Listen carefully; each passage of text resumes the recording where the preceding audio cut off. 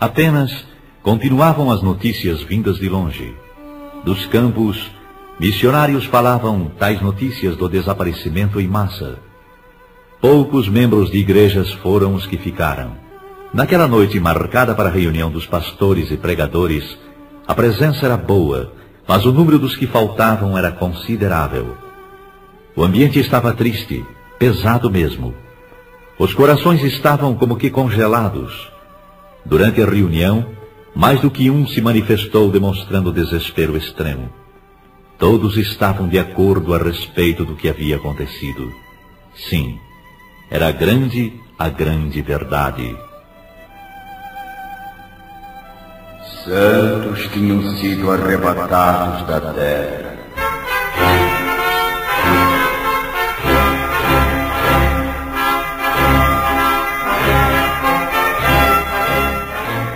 A noiva de Cristo foi levada ao céu. Entre alguns crentes houve a confissão de que, apesar das preparações teológicas e estudos da palavra de Deus, nunca chegaram a compreender que aquilo seria uma realidade. A verdade é que estavam completamente estranhos ao novo nascimento e longe da adoção de filhos.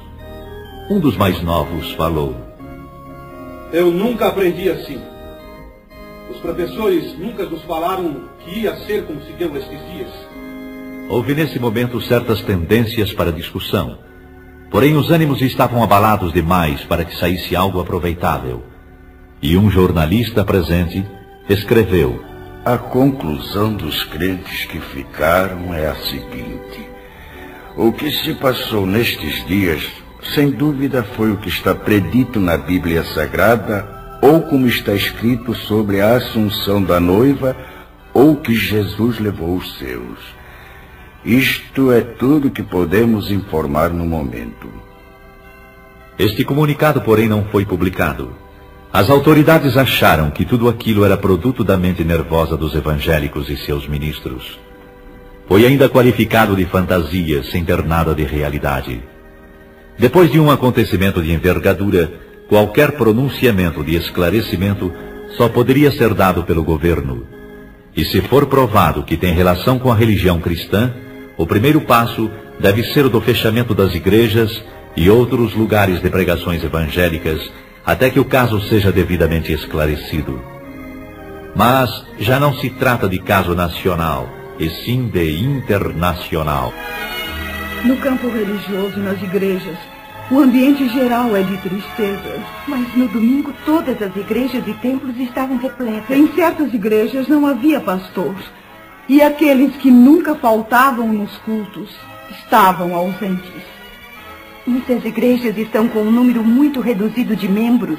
E em lugar dos crentes estavam aqueles que anteriormente haviam desprezado as mensagens. Eu vi que o povo estava ansioso para conhecer a palavra.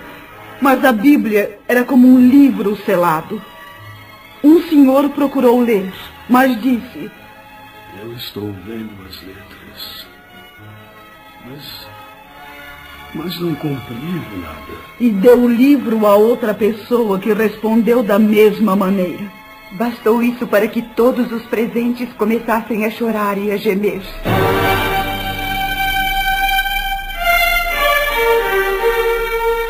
Mas a população em geral culpava os religiosos por tão grande calamidade. Tudo isso tem acontecido unicamente por causa dos crentes. Sim, é isso mesmo. Esta praga tem vindo sobre nós unicamente por causa deles. Vamos até a igreja e vejamos o que podem eles nos explicar.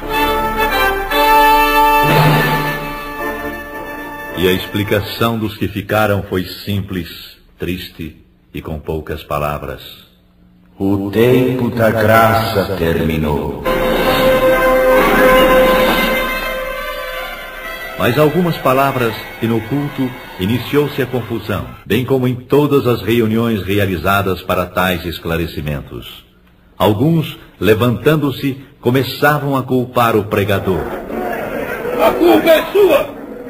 Muitos não subiram porque você nunca esclareceu como deveria fazer, anunciando que a vinda de Jesus estava perto. Nunca esclareceu que devíamos ter um coração purificado e cheio do Espírito Santo.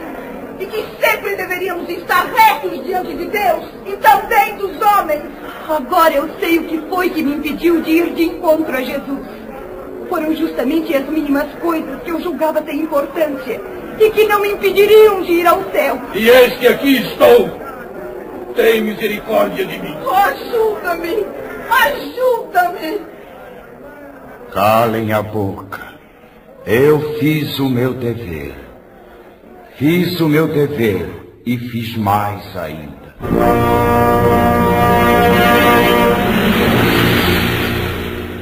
Uns gritavam de raiva e horror. Outros choravam e clamavam. Era inútil. A porta estava fechada para sempre. Não adiantava bater e dizer que tinham comido na presença do Senhor, que oravam, que eram obedientes. Não havia mais oportunidade. É quase impossível descrever os dias que se seguiram. Expectativa terrível, sofrimento sem par manifestou-se em todos. E foram lembrados os convites feitos pelos pastores e o desprezo com que receberam esses convites. Muitos que eram chamados de crentes, agora compreendiam que a fé que professavam consistia apenas em palavras ocas e frases costumeiras. Alguns iam às igrejas apenas para acompanhar amigos. Outros porque gostavam de cantar no coro, tocar instrumentos e outros interesses, sem possuírem o verdadeiro desejo de ouvir e obedecer a palavra de Deus. Não eram nascidos de novo, nem tinham o selo da promessa, nem adoção de filhos. Não tinham, portanto, direitos sobre a herança. Para certas pessoas, a igreja era simplesmente uma sociedade, um local para passarem as horas vagas. Mas agora estes mesmos clamaram: Senhor, abre-nos a porta.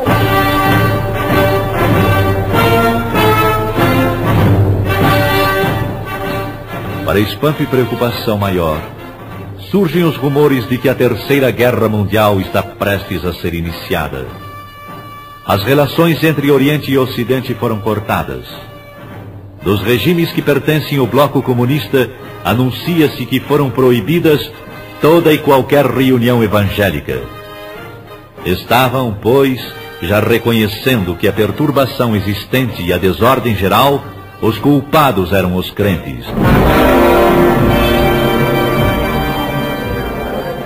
Para maior confusão, é anunciado que está em vigor a pena capital para todo aquele que pronunciar o nome de Jesus. Então é chegada a hora de varrer sobre a terra a praga chamada cristianismo. Morte certa também, para os que guardam em sua casa alguma coisa que faça lembrar de Jesus Cristo e seus ensinamentos.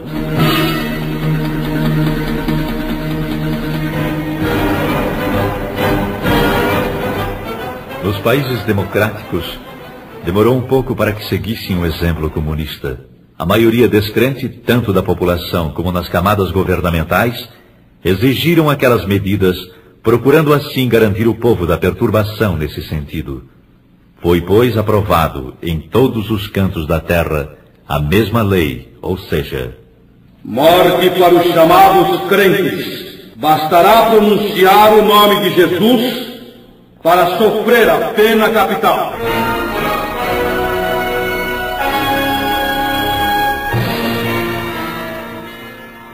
E com estes acontecimentos, inicia-se a época mais terrível da história humana. Uma grande parte dos crentes que ficaram, continuando a clamar o nome do Senhor Jesus e não obedecendo às autoridades, foram presos e julgados ditatorialmente. Só escapariam se aceitassem as condições impostas pelas autoridades. Se vocês maldizerem o nome de Jesus, negando-o, então salvarão suas vidas e a vida daqueles a quem amam. Para a perplexidade das autoridades, milhares ficaram firmes no propósito de testificarem que eram de Jesus e não o negariam, qualquer que fosse o resultado. Agora, Satanás estava demonstrando que verdadeiramente estava agindo sobre a face da terra. Ai dos que habitam sobre a terra, Uma parte grande desses novos crentes não resistiram às ameaças e aflições. Negaram a fé, negaram o Cristo. O mundo inteiro está no maligno. Todo o mundo jaz no maligno. As nações chegaram neste momento a ter uma só ideia e a colocá-la em prática. Exterminar com o cristianismo e extingui-lo para sempre. O príncipe deste mundo toma poder completo. E filhos acusados